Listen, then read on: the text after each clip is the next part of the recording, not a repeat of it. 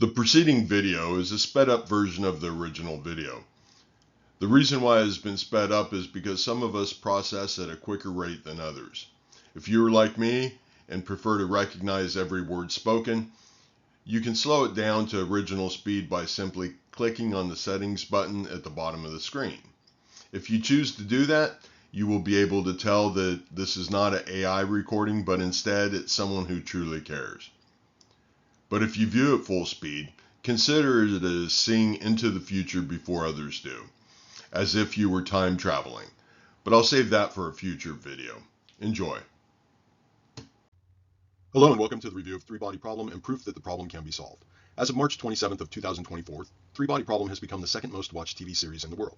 Now science will tell you that the three-body problem is unsolvable because of uncertainty. Considering the TV series started originally as a Chinese science fiction story, I could not help but wonder, what could it be that makes this story so popular, and why could anyone say anything is unsolvable, especially when it comes to science? Now I could dig into the show from a why perceptional perspective, like analyzing the actors, producers, and so on, but that would give us the tendency to disagree, because the mind would judge my opinion and have a tendency to look for a reason to be defensive, the negative first perspective. So please allow me to reflect on the three-body problem from more of a pure truth understanding, basically asking how instead of trying to figure out the why to explain what it is about this series that has drawn so many viewers. Let's start by reviewing this from a scientific perspective and then analyzing how this story actually gravitates towards us on a much deeper level. Science describes it as the relationship of three bodies like planets, stars, or even humans trapped in each other's gravity. Simply put, if three objects of comparable size and distance from the center point in space have gravitational pull towards each other, the system is thrown into chaos. So let's think about chaos. Chaos is when one body is always expelled while the other two form a binary system. And the five fundamental truths of chaos are defined as inherent repetition of patterns, the patterns which repeat themselves generation to generation, if you will. Self-organization, which is recognized as non-equilibrium or out of balance. Interconnectedness, and that is the non-physical bond between two different items or people. Self-similarity, which is perceived as exactly or approximately similar to part of itself or how it relates to others. And constant feedback loops. This is created when all or at least some portion of the output is fed back into the input and retained. Think of it as memory. By now you're beginning to understand how the three-body problem directly relates to our human existence. So allow me to explain the binary system because it is defined as involving a choice between two alternatives only, such as on-off, yes-no, or positive and negative. But the three-body problem connects to us on a much deeper level. Think about the beginning of your life. You have your mother, your father, and yourself. Recognize that the ones closest to you have the greatest influence on your ability to stay in peace or to gravitate towards chaos. When a child is born, it perceives the world as a good place. But then we see our parents stressed, tired, angry, upset, or irritated. This causes us to feel fear or guilt. We begin to experience the negative energy, and in return, it creates negative thought patterns within our mind. But as we grow, or we can think of it as gaining mass, we begin to distance ourselves from the negative influences and gain independence. And the more space we gain between, the more we feel as if we're moving towards our true self. But we realize that the independence did not solve the three-body problem, because it takes place individually through mind, body, and spirit conflict. Think of it as the mind is the gravitational pull, or the negative. This is constantly keeping us in a state of chaos. We know that negativity comes from the mind's perception of life, by causing stress, and stress impacts our health. Stress can destroy our body's hormones, impair our immune system, and drain our positive brain chemicals. Negative energy in the form of anger can even cause dysfunction in the heart and ultimately kill our body. Think of a placebo. But it does not stop there. Negative energy also affects us spiritually by keeping us always in the defensive mode. But the good news is it is not our fault unless we choose to ignore our ability to remove the negativity. The truth is our mind operates on a negative first perspective as a way of protecting our body from potential dangers.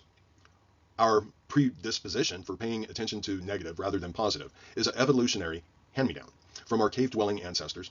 Back then, alertness to danger, aka the bad stuff, the negative, was a matter of life and death. But now we have the ability to live life by the positive first perspective. The positive first perspective gives us the ability to know what will happen in the future. Think of it as predicting the future. So when it comes to predicting the future, we can't help but recognize all of our current technologies that came from science fiction. We have the internet, tasers, cloning, human bionics, atomic power, cell phone, computers, AI, and the list goes on and on. Now let's compare how science fiction predicted the future of humans. And there's no better way of doing that than comparing us to Mr. Spock.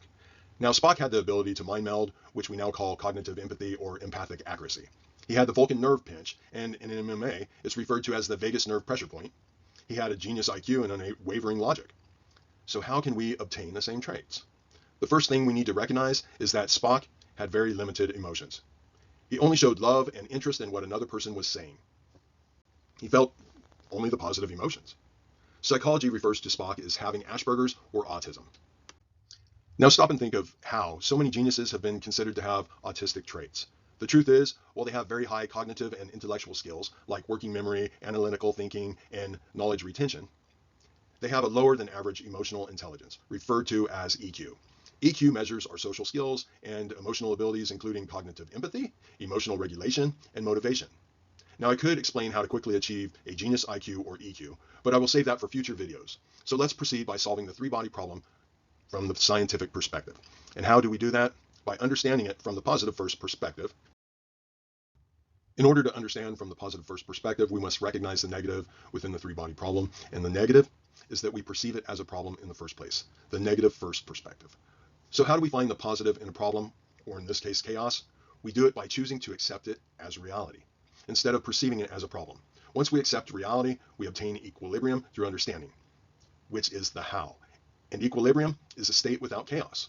So to solve the scientific three-body problem, you simply reflect on the stars and planets as truth, and truth is they directly relate to human experience. After all, do you think it's coincidence that there are more firing neurons in the brain than we perceive there to be stars and planets in the universe?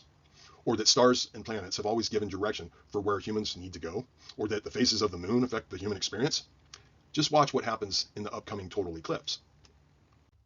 The truth is, if we reflect on the universe from a mirror image perspective, the positive first perspective, we gain an understanding of the human existence. Stop and think. Is it coincidence that historical religious writings refer to as stars and planets? That the pyramids do this as well? Now, let us think about the seven wonders of the world. But I will explain the truths within all religions in future videos. So now, allow me to explain how we solve the three-body problem within our individual self. We must first recognize the highlights, the unique side, the positive. Then we allow ourselves to gracefully reflect on the memories. We allow ourselves to recognize the negative memories, the chaos. Next, we reflect on the negative memories.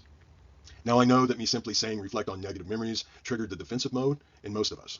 So please allow me to explain how we can reflect without having to experience more negativity. We achieve this by doing it the same way Spock or other geniuses do it, and that is by acknowledging the emotion that your mind has created as a way of protecting you from experiencing the negativity again, the problem. And once we have put it into the chaos, we learn from the experience.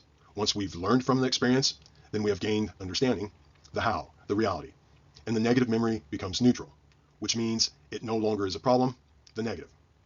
And the knowledge that we gain from our experience is the positive truth. It reduces down to all experiences in our life are positive once we remove the emotion that the mind has created to protect you.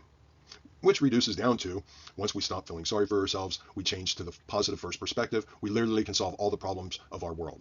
Because the truth is, the only problems in the world are simply because we perceived them as a problem in the first place, which is the negative first perspective. Now for us methodical thinkers, the equation would be stated as to find reality, you must first recognize the negative, find the square root of the negative, and then allow the negative to recognize itself. And then all things become positive, and that is living reality on reality's terms, which reduces down to consciousness, which gives us the only one real truth. And for those of us that recognize the spirit, the soul, we can reduce it down to divine spirit within, the positive energy, which can be referred to as God within. Stop and think how we have just bridged the space between science and spirituality. We can now see our existence as one. Do you think it is coincidence that negative atmospheric pressure clouds our view, but positive atmospheric pressure allows us to see clearly? Do you think it's coincidence that it was once written, when Jesus was born, a star appeared, and the three wise men followed it to find the Son of Man? Once you see the light, the pure truth, you realize that it is everywhere, to the point of knowing the future. The way we solve all the problems within humanity is by changing our perspective within our own mind, by removing all the negative energy. Only then can we find harmony, the equilibrium, the light.